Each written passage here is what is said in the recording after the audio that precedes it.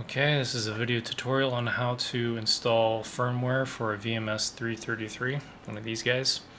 A couple of things that you're going to need: a mini USB cable to connect to the VMS 333, a computer, and that computer needs to have an installation of a program called Putty. That's free to download. That's Putty. And then you also need the firmware that you want to install. It's in hexadecimal code.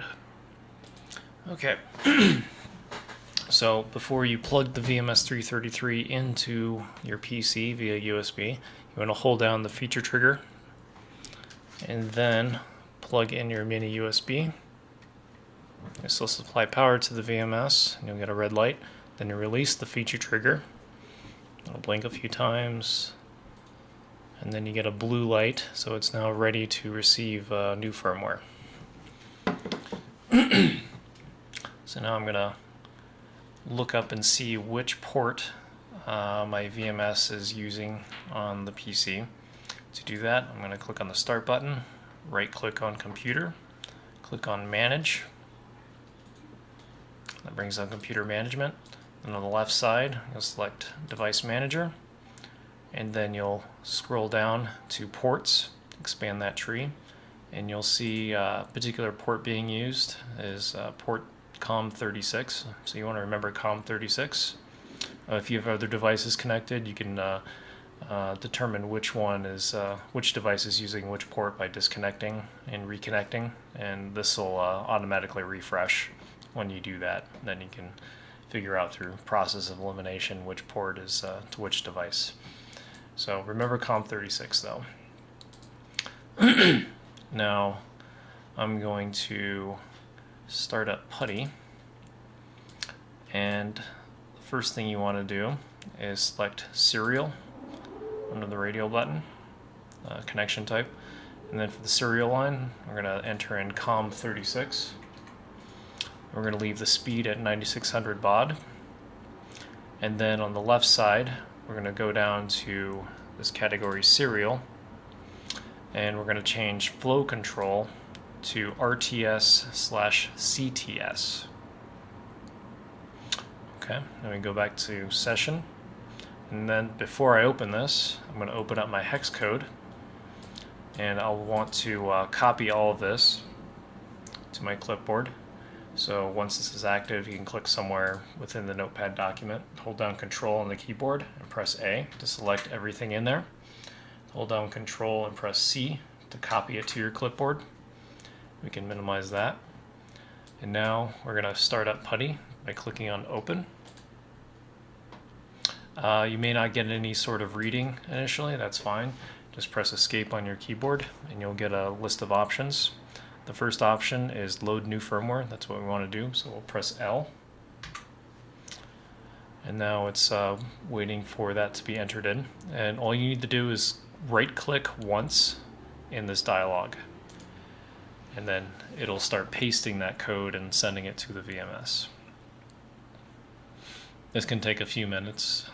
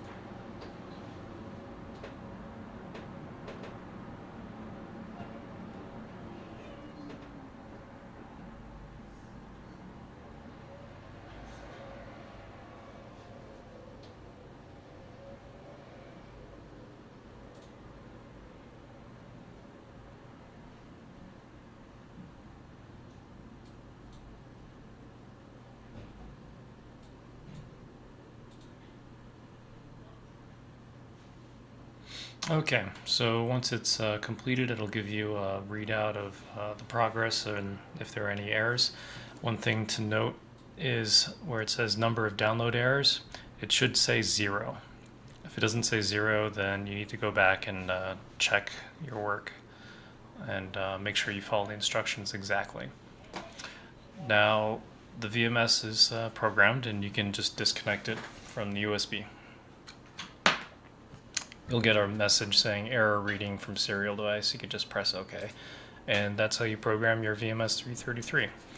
Now, to save time, every time you start up PuTTY, you're starting up a new session. Unless you saved particular settings, you'll have to keep re-entering the COM port and baud rate and the serial settings. To avoid that, you can go ahead and fill out a template, so to speak. Now, you may have to update the serial line periodically, but if you're using the same USB port, it should remember to use that for that particular device. But before we were using COM36, so we can enter that in, and we're going to keep the speed at 9600. And under the far left side, serial, we're going to switch that to RTS/CTS and go back up to session. Now I want to save all these settings. So under the save sessions, I'm just going to type in VMS 333 firmware installation and click save. So you can see it there.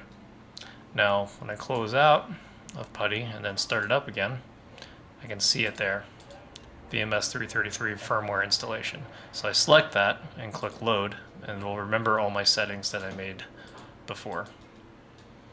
And then if I had my VMS 333 connected, I can start up PuTTY and start deploying my new firmware.